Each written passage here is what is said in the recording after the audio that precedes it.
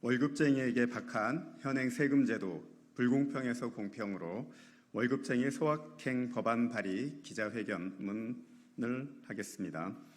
안녕하십니까. 더불어민주당 국회의원 임광현입니다. 국회에 오기 전 저 역시 공무원으로 28년간 일하며 월급 받고 세금을 내는 월급쟁이였습니다. 때문에 대한민국에서 월급쟁이로 가정을 이루고 아이들 키우며 살아가는 것이 얼마나 녹록지 않은 일인지 애환을 잘 알고 있습니다.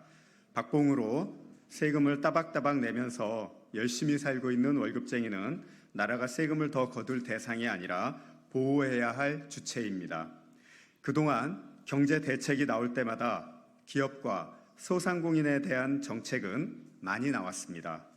정책 자금 등 각종 금융 지원을 받기도 하고 또 세금을 유예하거나 나눠낼 수도 있습니다. 정부의 전담 부서들도 있습니다. 그러나 2천만 월급쟁이들을 위한 대책은 찾기 어렵습니다. 검색 포탈에 소상공인 지원, 기업 지원을 검색하면 관련 정책들이 우수수 나옵니다만 월급쟁이나 봉급 생활자 지원을 검색하면 나오는 것이 거의 없을 정도로 소외된 것이 사실입니다. 저는 국세청에서 세제를 많이 다뤘습니다. 특히 세금 분야는 유리지갑 월급쟁이들에게 불공평합니다. 기업과 소상공인은 이익을 내기까지 필요한 각종 비용을 폭넓게 공제받을 수 있습니다. 하지만 직장인은 소득을 내는 데 필요한 비용을 공제받을 수 없습니다. 출근할 때 필요한 정장 한 벌도, 동료와 함께하는 점심 한 끼도 월급쟁이에게는 알아서 처리해야 할 비용인 셈입니다. 물가가 많이 오르니 월급쟁이들에게 세금은 더 가혹합니다. 살림살이는 팍팍해지고 소득이 늘어난 것은 없는데 내는 세금은 늘어나고 있습니다.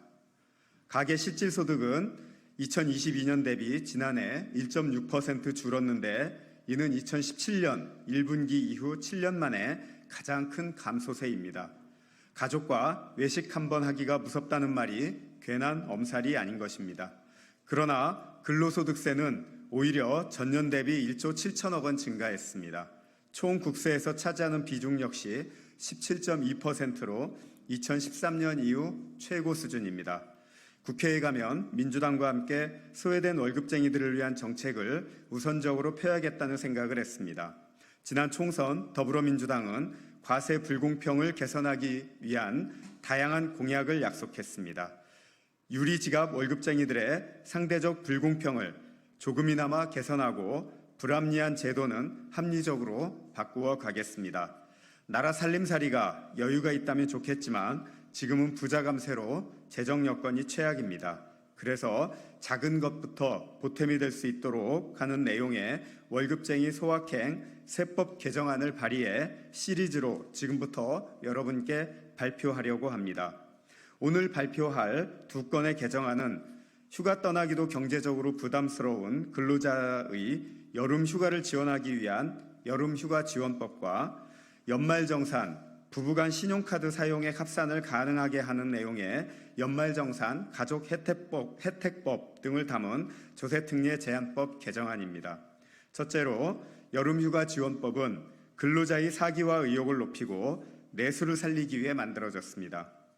근로자가 7, 8월 여름휴가 기간 동안 국내 여행을 다녀오고 기업이 숙박, 교통 등에 사용한 금액의 일정 금액을 근로자에게 보전하면 이러한 국내 여행 지원금을 근로소득에서 제외하는 조세특례 제한법 개정입니다.